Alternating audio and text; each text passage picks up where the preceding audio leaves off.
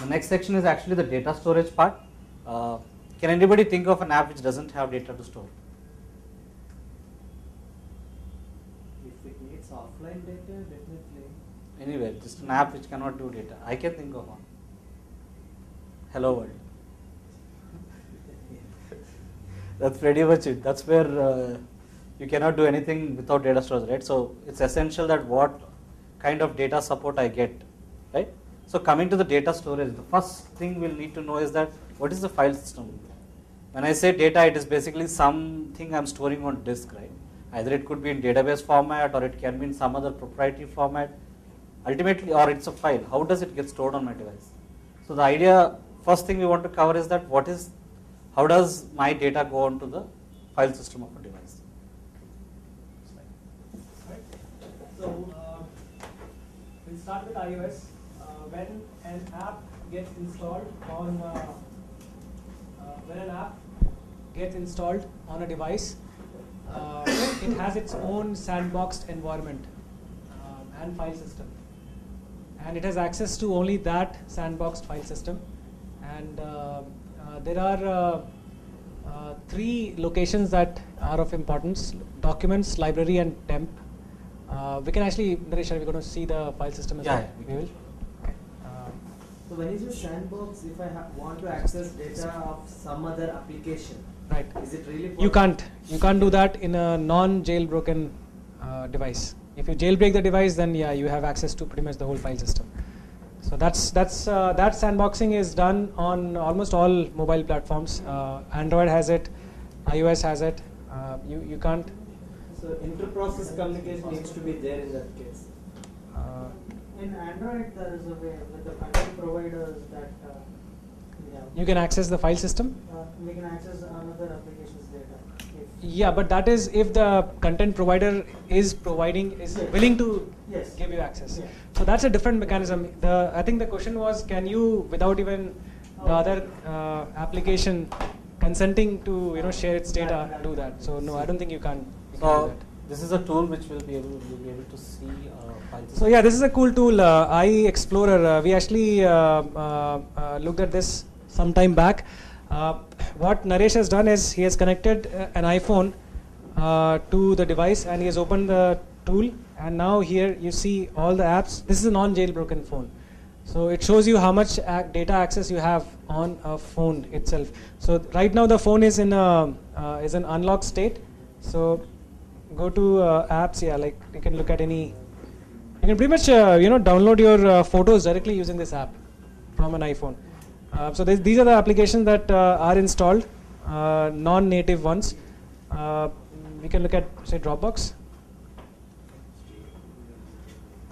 And you see documents, as I said, library and temp. The idea here is you should save the data that your application cannot reconstruct from the documents, etc., to the documents section or documents folder. Anything which can be recreated, like cache or something that you don't care about much, you use that while processing some data, like you download the file XMLs and then persist it in a different database. All that processing can happen in this temp folder, so you can save your files in the temp folder. This is the app itself that is installed. So it's a copy of your .app file. In iOS, your apps are really .app files. It's actually a zip file. If you want, you can look at the contents as well. So in fact, it will be fun. Can you show that? App file. And see, so this has got all the different structures. This is the exact same format as when you uploaded the file to App Store, right? This is what you would have uploaded. So it comes in exactly the same format, and you have all these localization folders and all these assets that this file might need, this app might need. Anything else of interest? Yeah, the Dropbox is good. These images are not in a compressed state. It probably is when the .app folder or This .app folder is file, already, yeah, got already created. created. Yeah, probably. So that's what it is for the file system. As far as the file system goes, let's move to the PPT itself. Can you change to Yeah.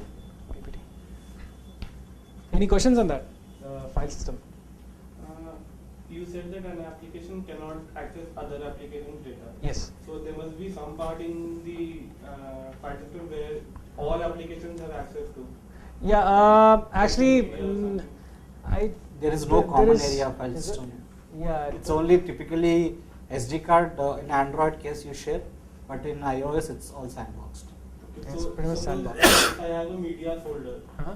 and I make a separate video player app, so I won't be able to access the media. Yeah, there file. is a concept of I think So all that photographs is- are probably shared. All that is exposed through the SDK. Media is probably shared. So this Through the SDK, of course, Yeah, yeah. basically there is contacts, like you want to share contacts, right? And then there is you want to access music or mail, right? They generally have API saying get mail, get photographs, and this. So it's all through SDK. You cannot access raw files. So apart from all this, we cannot access any other. So all the free file system which you get is all just what you have showed. Your app directory, and then under which the documents, temp, and the library. One thing to note here is this encrypted file system. It's actually file encryption that we want to talk about. When you look at when you saw the file structure of this app, in the documents folder, whatever you are seeing can be opened when the device is unlocked. So if your intention is that the file that you have created or the document that you have created should not be extracted by the user, you should encrypt the file as well. And one other thing is if you in a lost device use case, if you lose your iPhone, let's say, and somebody else gets it, using that tool, iExplore tool, you can pretty much look at the data structure or the file system and also extract files out of that. Right. So to prevent that, Apple has given a very simple API. You should just use that when you save any file onto the disk. Just use that API, data encryption API. It works based on the passcode-based encryption. So for that to be effective, you need to set passcode on the device, and that's very straightforward way of ensuring that your data does not get leaked when the device is stolen. You said encrypted file system. What kind of encryption? I think it's AES-256, Yeah, right? AES-256. Yeah. And one of the seeds is the passcode that you enter. So only that file will be accessible in a decrypted format to the app while the device is unlocked. So there are various modes of access that you can set, that this file should be accessible only after the first time the device has been unlocked, or you can say every time the device is unlocked after the boot up. So there are various flavors there. But it's a very simple API. I would suggest you just use that to save any file on your disk, your file system. Okay. So coming to the Android, it also has a sandboxed environment.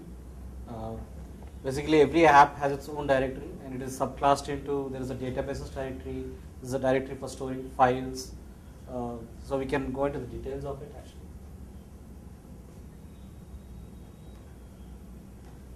So I've logged into the command line of my Android device which is connected.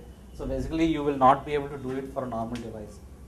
There is a mechanism where you root the device. Basically you install a super user application which will give you permission to iterate directories, going to check what, it's primary for testing purposes or debugging purposes. It's Is not, there a similar application like iExplore on Android? Where just so ideally installing it the is built application- into the Eclipse plugin itself. Okay. So with the IDE itself, right, you get a console, which is very nice. So it will show you the list of devices connected to my application, and then it will show you your file system. But for some reason it cannot browse the data directory. Okay. So for that I need to log into the command line of the application. So this is the data directory contains all the apps. Every app has an app ID. It's nothing but you need to specify it in the configuration of the app. And let us say I go into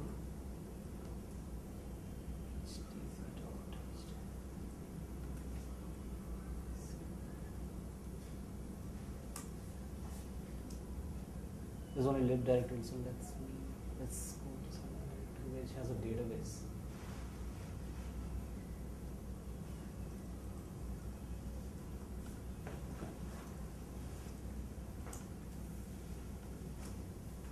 I just see directory, but typically what you'll see is that, right, if once you go into this, there is a lib directory where all your library code is there, even whatever third-party libraries you are using, there's nothing. And then there is a documents databases directory where whatever databases you create, it gets stored there.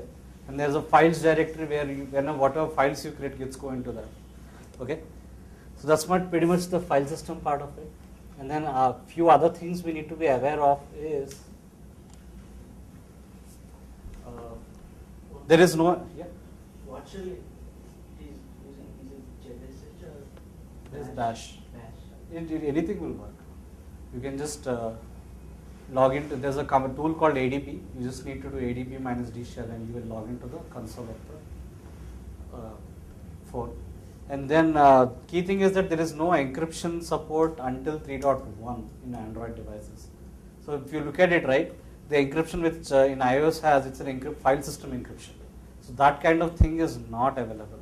So let's say if your device is rooted, then if your device is rooted and then if you lost your device, then your data is gone. Anybody can access the database, look at the files and everything.